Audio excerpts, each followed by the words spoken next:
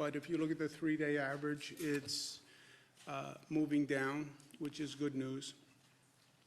We talk about the apex, and is the apex a plateau? And right now we're projecting that we are reaching a plateau in the total number of hospitalizations, and you can see the growth, and you see it starting to flatten. Again, this is a projection. It still depends on what we do, and what we do will affect those numbers. This is not an act of God that we're looking at. It's an act of what society actually does. Change in daily ICU admissions is way down, and that's good news. The daily intubations number is down, and that's good news. The discharge rate is right about where it was. The bad news is 5,489 New Yorkers have lost their lives to this virus. That is up from 4,758.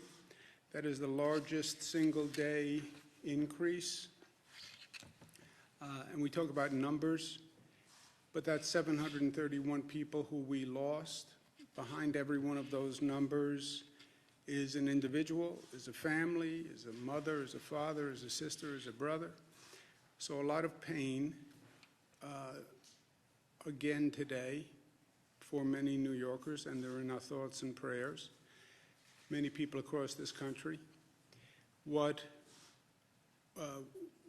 the discrepancy or the discordancy, number of deaths up, number of hospitalization dropping, the number of deaths, number of losses is a lagging indicator to the number of hospitalizations, right? What happens is a person goes into the hospital. If they're treated, most of them are then released, they're discharged. Some stay, some get put on a ventilator. The longer you are on a ventilator, the less likely that you will ever come off that ventilator. And that's why you're seeing the number of deaths increase, because these are people who came in at the peak. They were not successfully treated. They're on a ventilator. The longer you're on a ventilator, the less likely you come off the ventilator. New York is still the most heavily impacted state in the nation. New Jersey, which is on the curve a little bit behind New York, is suffering. And again, our thoughts and prayers are with them. I spoke to Governor Murphy of New Jersey today, and we talked through the situation and working on joint strategies, but our heart goes out to all of our neighbors in New Jersey, Michigan, California, Louisiana. In terms of how we're operating, how we're managing the situation, as we know, the hospital system basically is a three-legged stool. It relies on number of beds, number of staff, and the equipment. Number of beds, we have started with a system of about 53,000 beds statewide. We're up to about 90,000 available beds, so we have more than enough beds available. Staff has been a problem. Staffing, healthcare staff is getting sick. They're overworked, they're stressed, they're under great emotional stress. You know, think about these healthcare workers. You're working in a hospital, in an emergency room that's overwhelmed. You're worried about your own health. You then go home. You're worried about bringing a virus home if you're infected. At home is under stress, as every home is under stress. About 7,000 new staff have been hired from the pool that we have identified. These are retired healthcare workers who came forward. These are people from across the country who came forward. The state has a pool of potential employees. The hospitals hire from that pool, and they've hired about 7,000 to date.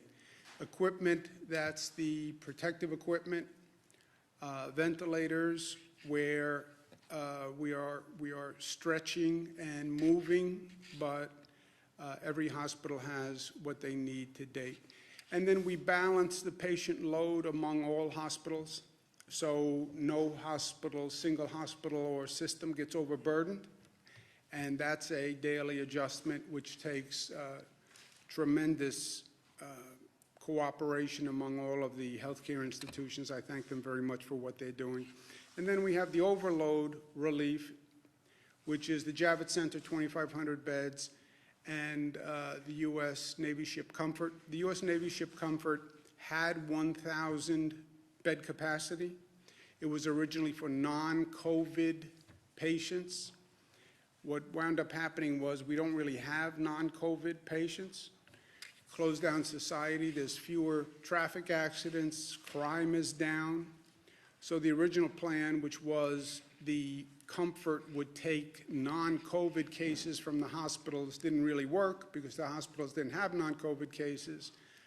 I called the president yesterday morning, asked him to speak to the Department of Defense to see if they would change it to COVID. President, to his credit, moved expeditiously, called me back yesterday afternoon, said they would make the Comfort non-COVID. COVID, when they make that transition, the capacity of the ship comes down from 1,000 to 500 beds because COVID patients require a greater treatment area, more space, and therefore the capacity of the ship came down from 1,000 to 500. It's still a tremendous benefit. So between Javits and the Comfort, that's 3,000 beds, which is a welcome overload relief to the hospital system, which is already extraordinarily stressed. But I spoke to General Shaughnessy today, who we spoke through the Comfort and Javits. The Department of Defense has been fantastic, and the number of military personnel they have sent up here and how quickly they've sent up here, and this is a tough assignment to run facilities this large and to come up to speed and to be handling this many COVID patients in a new startup emergency facility. This is a really difficult undertaking, and they've really been fantastic, and I want to thank them all. And I want to thank the President for moving as quickly as he did. We're working on a tri-state cooperative. As I mentioned, I spoke to Governor Murphy from New Jersey. I spoke to Governor Ned Lamont from the state of Connecticut. We coordinated the shutting down, if you will, when we did schools, businesses, et cetera, because this really operates as a tri-state area. A lot of people who live in New Jersey, work in New York, or live in New York, work in New Jersey or Connecticut. So we talk about the tri-state area, which is true, and we try to operate to the best we can as that regional collaboration, and that has been working well for us on schools, on the economy, on healthcare issues. We have to start planning, restarting life. We're not there yet, but this is not a light switch that we can just flick one day and everything goes back to normal. We're going to have to restart that economy. We're going to have to restart a lot of systems that we shut down abruptly, and we need to start to plan for that. And I spoke to the governors, Governor Murphy and Governor Lamont, about coming up with a regional, metropolitan, tri-state approach to do just that. How do we, when we get to that point, which we're not at, but how do we restart our economy and get everything up and running as quickly as possible?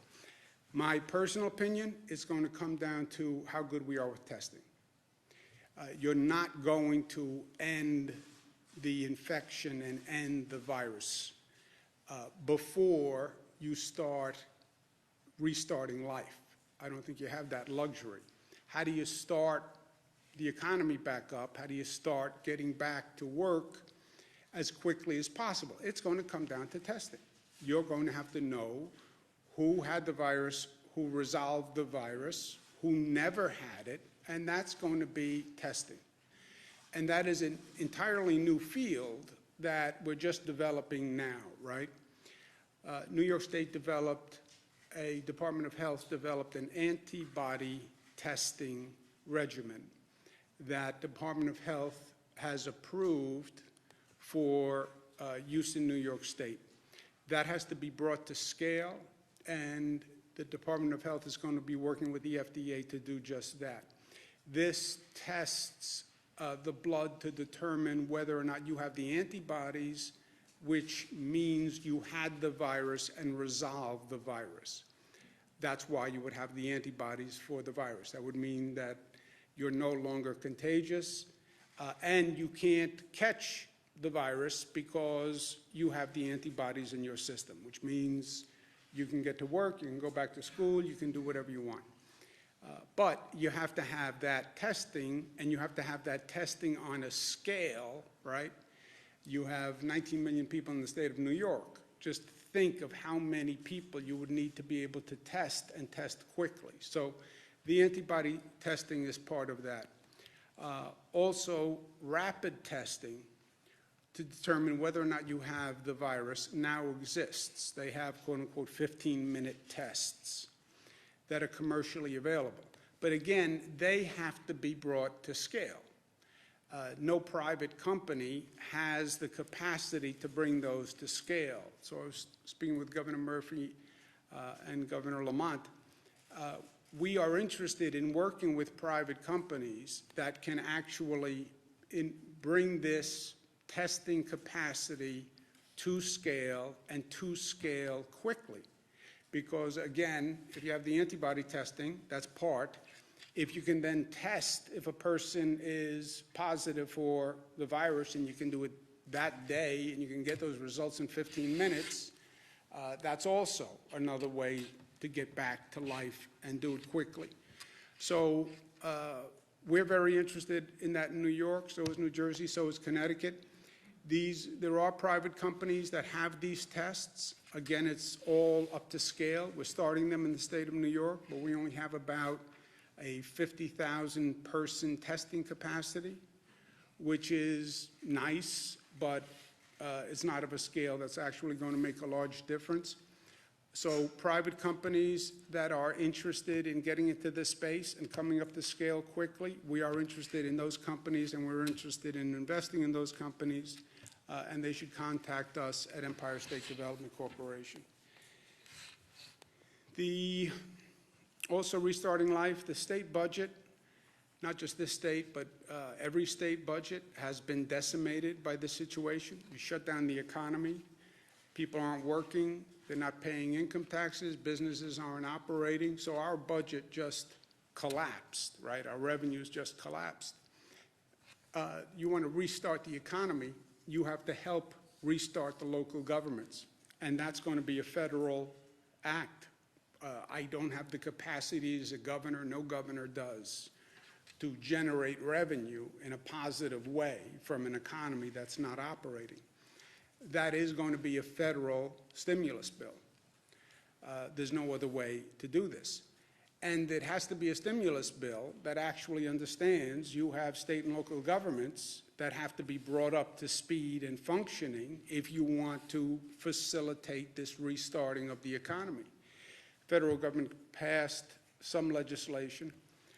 As I've said at the time, it was woefully inadequate from New York's point of view.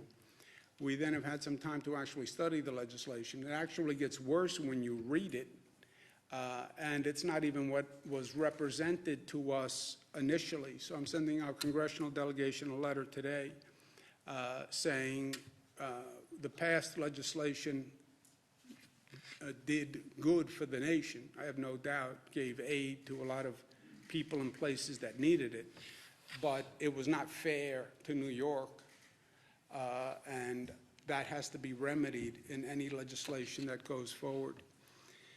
The last point, I know it's been a frustrating 37 days, but it's only been 37 days on the other hand. I know it feels like a lifetime. It's been so disruptive, so abrupt, so frightening, so disorienting, but it's only been 37 days, right? Everything in context and everything in perspective. I know it's tough to get up every day, and this is like Groundhog Day, living through this bizarre reality that we're in. It's even more difficult, I think, with the weather changing, and you feel the seasons changing, and it's getting nicer, and you start to open a new book of possibilities, and now the weather's getting nice, and I should be getting outdoors, and I should be doing this, and I should be doing this. I get it. But it's only been 37 days. And I started by saying those numbers of cases, that's not arbitrary. What we do affects the number of cases. Our behavior affects the number of cases. We're generating the cases. They're not descending on us from heaven, right? It's our behavior. So it's been 37 days. The 1918 pandemic that we talk about peaked in New York for 6 months. It came through in 3 waves, and it peaked for 6 months. 30,000 people died in New York during that pandemic. Why? They didn't react the way we did. They didn't know as much as we know today. They didn't have the same drug therapies. But we are changing the curve in that virus growth. You see that plateauing. That's because of what we are doing.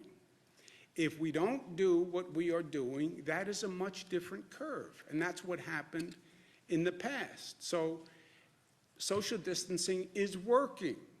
Well, you shut down all the businesses. I know. Well, you shut down all the schools. I know. But it is working. That's why you see those numbers coming down. If we were doing the same rate of interaction, those numbers would still be going up. So to the extent we see a flattening or a possible plateau, that's because of what we are doing, and we have to keep doing it. I know it's hard, but we have to keep doing it. And to the extent it takes an effort, remember at this time, it is about we, and it is not about me. I know what I would like to be doing. I would like to be going, it's motorcycle weather for me. It's time to get out on the water. It's time to go hiking in the Adirondacks. I get it. It's not about me. It's not about me. What I do will affect other people.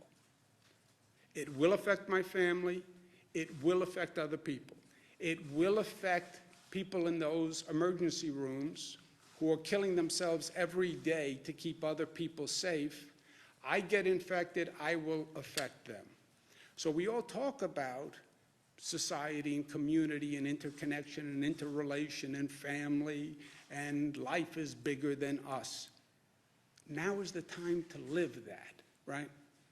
Now is the time to live that. So when you feel that need, I have to do this. It's not about me, it's about we and what's good for all of us. And my health is in your hands. And your health is in my hands. And the health of those healthcare workers and those first responders and all those people who have to show up to work every day to keep society functioning, we are responsible to them also.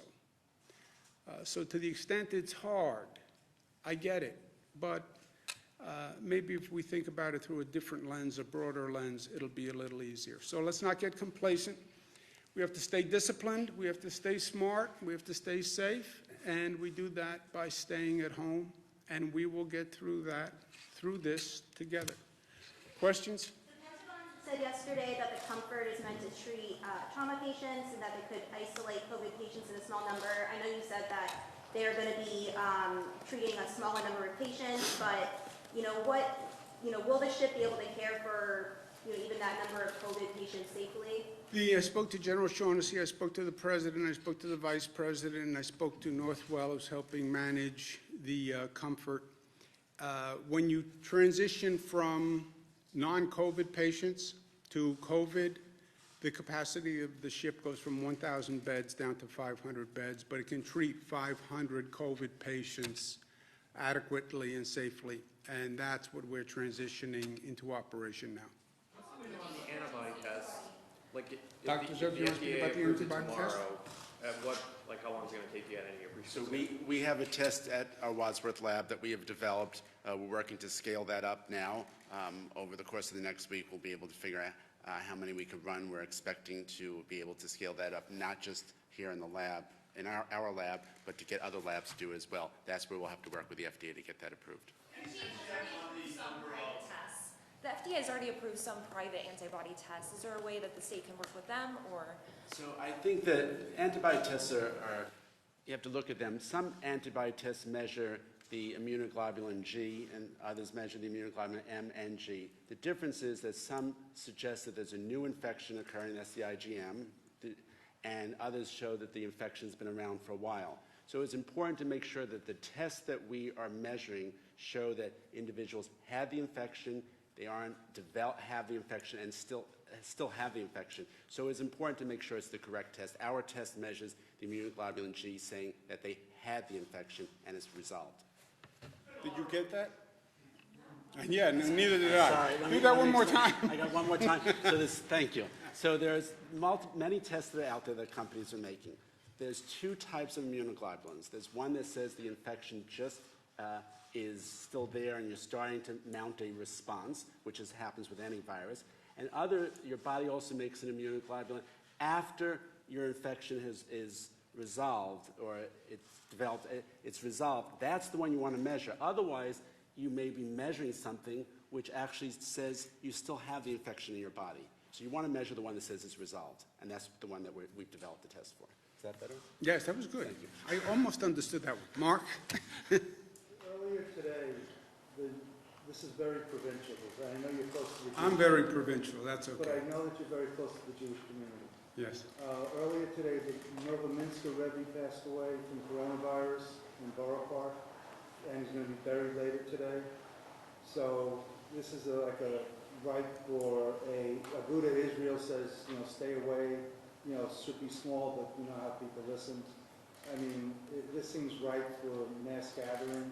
Is there anything that the state police or state government can do to make sure that people are held at bay?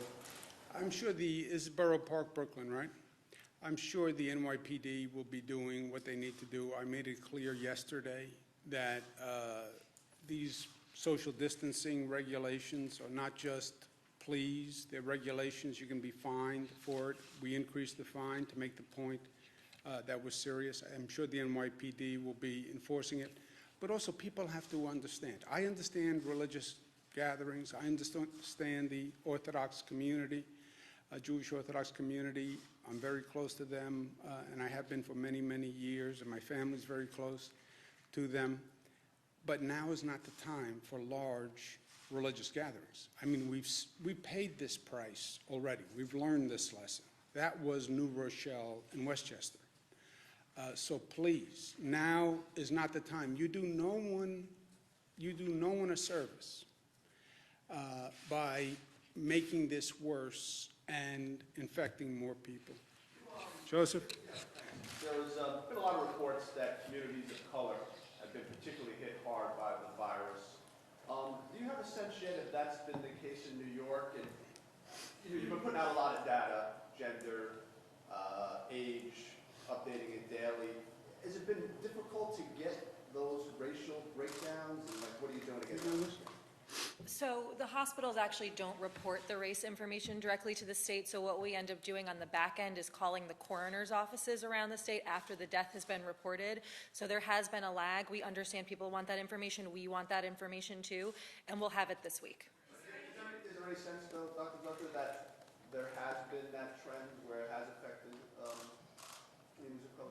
So one of the challenges is that some of the communities have challenges with their health in general. They're more apt to have some of the challenges with asthma and diabetes. And so anytime anyone who has underlying medical conditions ends up with this virus or any other virus, it puts them more at risk.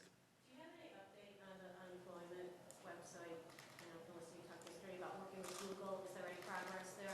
There is progress there, and we'll have that new interface up and running by Thursday. And we've actually worked with Verizon. A lot of the problem was the lines were crashing because the volume was so extreme. We've now moved 80% of the incoming calls off of the Verizon system and into call centers, and so you should start to see some easing up on that today.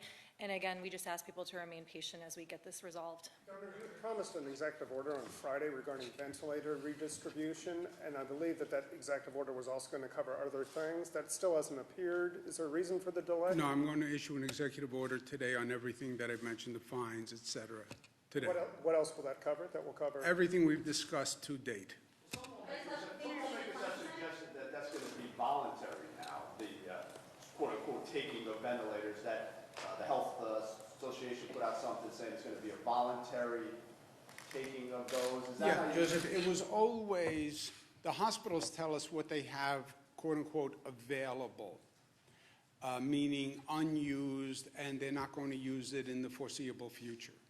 So it was always, of the equipment that you believe, you hospital believe is available, if the state lent 20% of the available units, as you define available, that would be 500.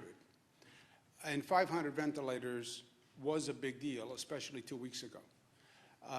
Frankly, since then, other things have happened. We have 1,000 ventilators from China. California freed up 500 ventilators. Oregon sent 140 ventilators. State of Washington freed up, I think, 400 ventilators or something like that. We've also acquired an additional 500 ventilators. So we're not in the position that we were in. But that's what it always was. A hospital says we have available, by their own definition, unused inventory. We're not using for the foreseeable future. 20% of that number, leaving them with 80% of the unused, was 500 ventilators. That sounds like a big change from what you were saying on Friday, though. No, that's what I was saying.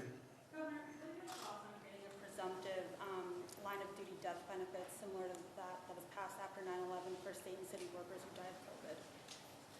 It's something that I think is going to come up, and I think it's an important thing to look at.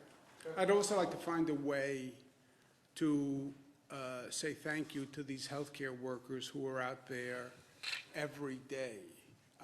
You know, we talk to them on the telephone, but actually what they have done is just incredible, just incredible. And not just the healthcare workers.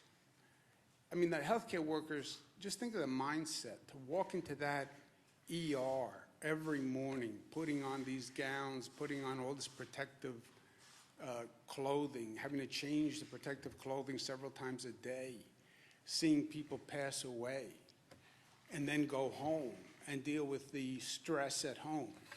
But also the first responders, the transit workers. You look at the rates of sickness. I mean, they know what they're exposing themselves to, and they still do it. I mean, just God bless them. Governor, do you have plans to grant clemency to a large number of, or just any inmates in the state prison system to curb this corona outbreak? We're looking at that, you know, any way we can, we are, and we're looking at that continually.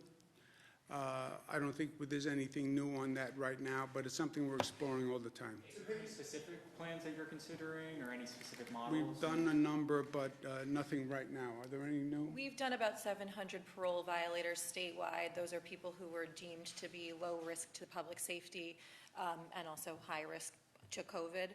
And so we have done that so far, and we're continuing to evaluate it on an ongoing basis. I think the promise was about 400 people to come out of Rikers. So far, that's been about 130 people have been released. Is there a reason for the lag? I think we've done about 240 out of Rikers so far of the 700 statewide, but we can get you the exact number, That's Jesse. a fresh figure. And Governor, on a more kind of psychological, philosophical issue, 730 people died. These numbers keep rolling out, but it's easy, it would seem, to get numb to these sorts of stats.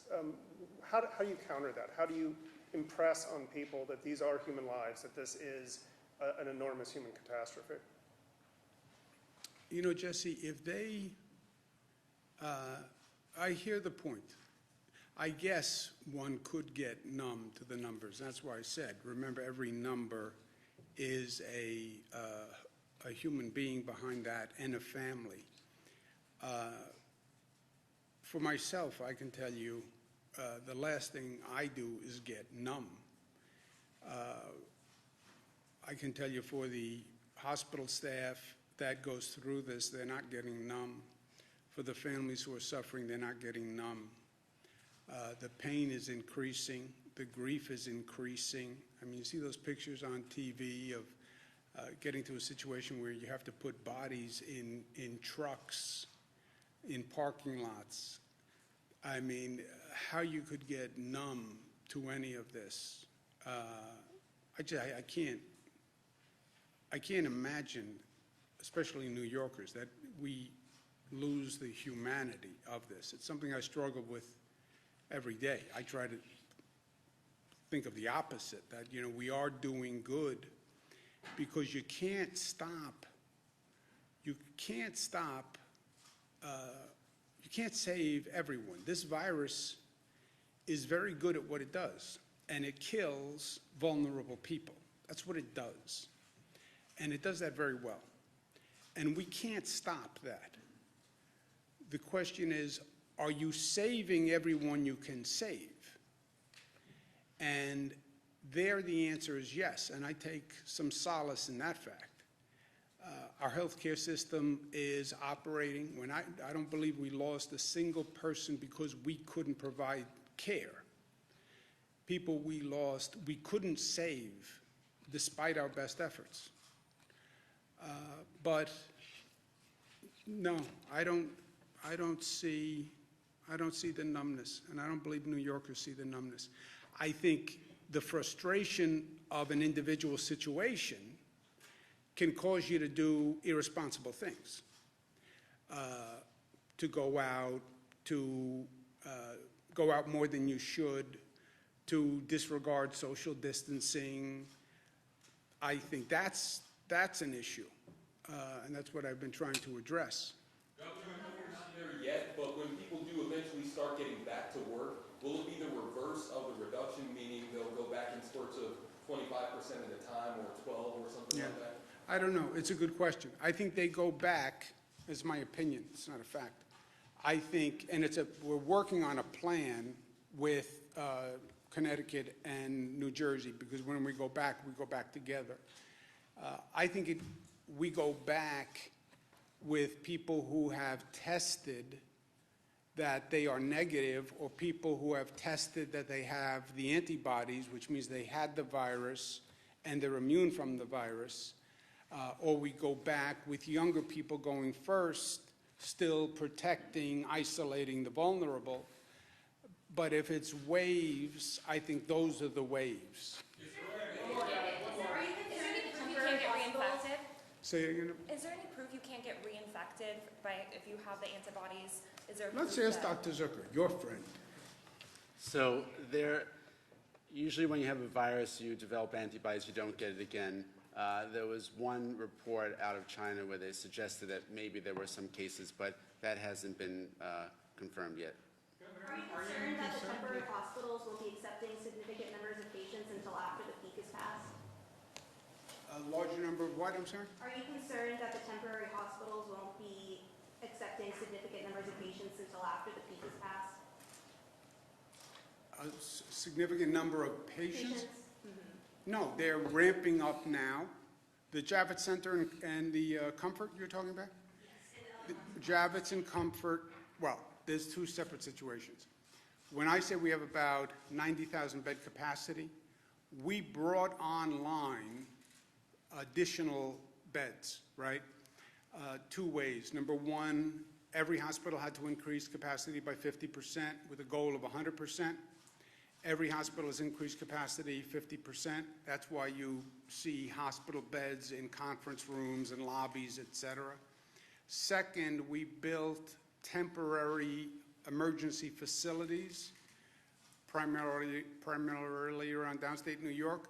They may or may not be used depending on whether or not we need the beds. The Javits and the Comfort we are using, and they're ramping up now. I'm going to go speak to the hospitals. Thank you.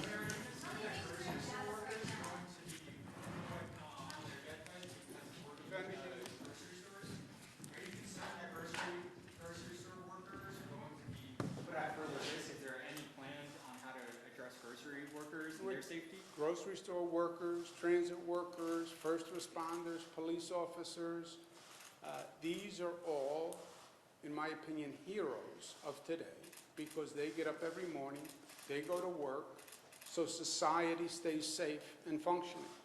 And we're doing everything we can to protect them. But we owe them a big thank you. Thank you, guys. Thank you.